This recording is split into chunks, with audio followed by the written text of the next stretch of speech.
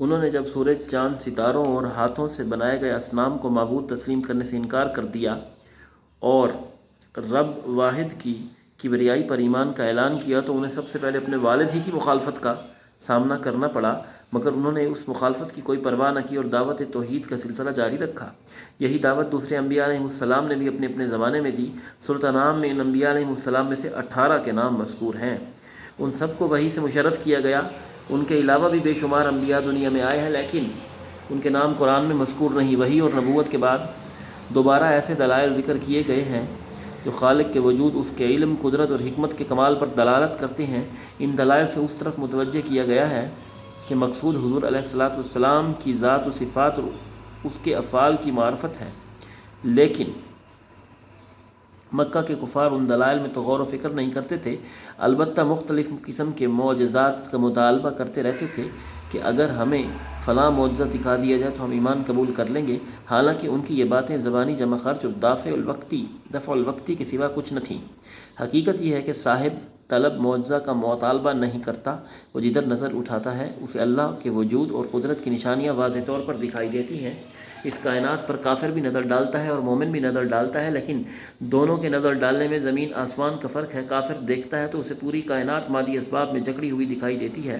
لیکن جب ایک مسلمان دیکھتا ہے تو اسے ہر چیز اور ہر مرحلے میں قدرت کی کار فرمائی نظر آتی ہے۔ مثال کے طور پر جب وہ پھل کو دیکھتا ہے کہ رنگ اور خوشبو، چھوٹا اور بڑا، کھٹا اور میٹھا ہونے کے اعتبار سے کیسے ایک حال سے دوسرے حال کی طرف منتقل ہوتا ہے، ابتدا میں کوئی کڑوا اور نمکین ہوتا ہے اور کوئی کھٹا یا پھیکا، لیکن یوں یوں وقت جاتا ہے اس میں مٹھاس اور لذت آتی جاتی ہے۔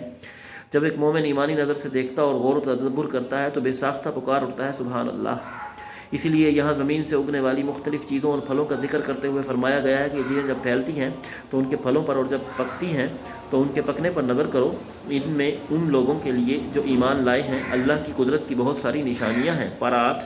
7ویں پارے کے آخر میں مشرکین کا یہ مطالبہ ذکر کیا گیا تھا کہ اگر ہمیں کوئی حصی معجزہ دکھایا جائے تو ہم ایمان لے آئیں گے۔ 8ویں پارے کے شروع میں یہ بتایا گیا ہے کہ یہ جھوٹ بولتے ہیں، اگر ان کو حصی معجزات بھی دکھا دیے جائیں، یہاں تک کہ قبروں سے مردے زندہ ہو کر ان سے باتیں کریں، تو بھی یہ ایمان لانے والے نہیں۔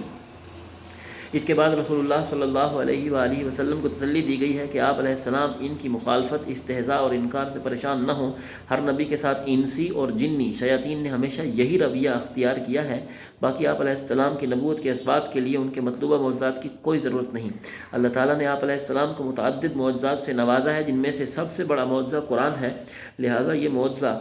کو دیکھنے اور سننے کے باوجود انکار کرتے ہیں تو آپ علیہ السلام پریشان نہ ہوں، کیونکہ زمین پر بسنے والے اکثر لوگوں کا یہی حال ہے کہ وہ ہدایت کو چھوڑتے ہیں اور گمراہی کی طرف مائل ہوتے ہیں۔ فرمایا اور اگر آپ اکثر لوگوں کی باتیں مانیں گے جو دنیا میں ہیں تو وہ آپ کو اللہ کی راہ سے دور کر دیں گے۔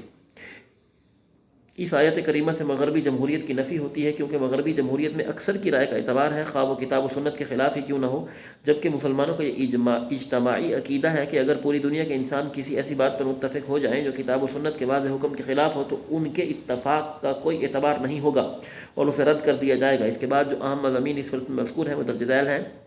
1 رکوع نمبر 2 کے آغاز میں فرمایا گیا کہ مومن کی مثال اس شخص کی طرح ہے جو زندہ ہے اور اسے ہم نے نور عطا کیا ہے، وہ کافر کی مثال اس شخص جیسی ہے جو مردہ ہے اور تاریکیوں میں پھنسا ہوا ہے۔ 2 ایمان اور ہدایت صرف اللہ کے ہاتھ میں ہے، وہ جسے چاہتا ہے اسے نوازتا ہے۔ 3 ہدایت یافتہ اور گمراہ فریقوں کا ذکر کرنے کے بعد فرمایا گیا کہ اللہ ان سب کو قیامت کے دن جمع کر لے گا، پھر ہر ایک کو اس کے اعمال کے مطابق جزا یا سزا دے گا۔ 4 مشرکین کی مختلف حماقتوں میں سے ایک حماقت یہ ذکر کی گئی ہے کہ وہ زمین سے حاصل ہونے والے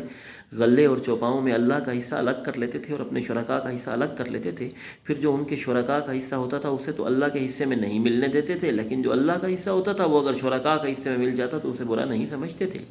ان کی دوسری حماقت یہ تھی کہ وہ اپنی بیٹیوں کو فقر یا عار کی وجہ سے قتل کر دیتے تھے۔ عورت ہر پر حضور اکرم صلی اللہ علیہ وآلہ وسلم کے احسانات میں سے ایک بڑا احسان یہ ہے کہ حضور علیہ السلام نے اپنی زبان و عمل سے یہ سمجھایا کہ بیٹی کا وجود نہ تو باعث ننگ ہے اور نہ ہی فقر و غربت میں اضافے کا سبب۔ مشرکین کی تیسری حماقت قرآن نے یہ بتلائی کہ انہوں نے چوپاؤں کو مختلف قسموں میں تقسیم کر رکھا تھا۔ بعض وہ تھے جو کاہنوں اور مذہبی پیشواؤں کے لیے مخصوص تھے،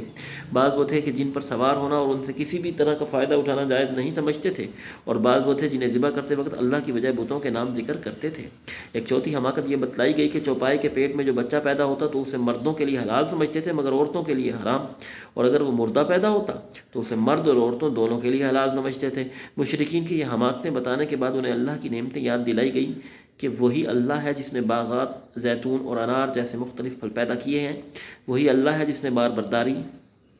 گوشت اور دودھ کے حصول کے لیے چھوٹے اور بڑے جانور پیدا کیے۔ ان جانوروں اور کھانے پینے کی دوسری اشیاء میں تحلیل و تحریم کا اختیار صرف اللہ کے پاس ہے۔ وہ جس چیز کو چاہتا ہے حلال کرتا ہے اور جس چیز کو چاہتا ہے حرام کرتا ہے۔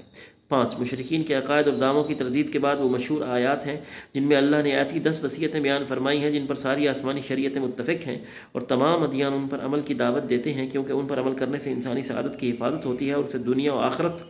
میں عزت و کرامت کی وہ زندگی حاصل ہوتی ہے جو اللہ تعالیٰ انسان کو دینا چاہتا ہے۔ پہلی وصیت یہ ہے کہ صرف اللہ کی عبادت کی جائے اور اس کے ساتھ کسی کو شریک نہ ٹھہرایا جائے۔ دوسری یہ کہ والدین کے ساتھ اچھا سلوک کیا جائے اور انہیں اپنی زبان و عمل سے تکلیف نہ دی جائے۔ تیسری یہ کہ اولاد کو فقر کے ڈر سے یا ننگ و عار خوف سے قتل نہ کیا جائے۔ چوتھی یہ کہ ہر قسم کے فواحش اور برائیوں سے بچا جائے، خواہ وہ خفیہ ہوں یا اعلانیہ۔ پانچویں یہ کہ انسان کو ناحق قتل کرنا حرام ہے، یہ بدترین گناہ ہے۔ چھٹی یہ کہ یتیم کا مال میں ناجائز تصرف نہ کیا جائے۔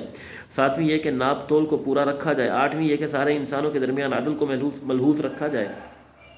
خواہ کوئی اپنا قریبی ہو یا دشمن۔ نویں یہ کہ اللہ کے عہد کو پورا کیا جائے۔ 10ویں یہ کہ صراط مستقیم ہی کا اتباع کی جائے اور مختلف راستوں پر چلنے سے احتراز کیا جائے۔ یہ وصیتیں بیان کرنے کے بعد اللہ نے اپنے نبی علیہ السلام کو حکم دیا کہ آپ علیہ السلام علیہ اعلان کہہ دیجئے کہ مجھے اللہ نے دین حق کی ہدایت دی ہے، یہی ابو الانبیاء حضرت ابراہیم علیہ السلام کا دین تھا، اور یہ کہ میری نماز اور عبادات سارے افعال و اعمال خالص اللہ کے لیے ہیں، میں ان اعمال سے صرف اللہ کی رضا چاہتا ہوں۔ سورت کا اختتام اس بات پر ہوا کہ یہ دنیا اور جو کچھ اس میں ہے یہ ابتلا اور آزمائش کے لیے ہے، تاکہ مومن کافر اور نیک اور بد میں فرق ہو جائے۔